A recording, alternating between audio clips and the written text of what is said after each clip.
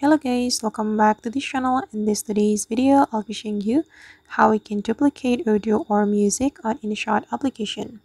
Alright guys, here I have created a project on my InShot application, and first of all, I'm going to add music to my InShot project. I'm going to add music from my device. I'm gonna go with this one.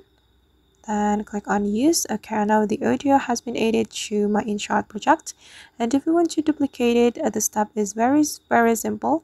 We just need to click on this duplicate option, and as you can see that the audio has been duplicated. And I'm going to give you tips guys. If you want to duplicate your audio, make sure that your audio isn't longer than your video. So if your audio is longer than your video, it cannot be duplicated. I'm going to give you example. For example, I'm going to add this audio. Okay, and I'm going to duplicate it. And as you can see that we cannot click on this duplicate option. So make sure that the audio is not longer than the video so we can duplicate the audio. Alright guys, and that's how we can duplicate audio on InShot application. I hope this tutorial will be useful for you. Thank you so much for watching and see you on the next video.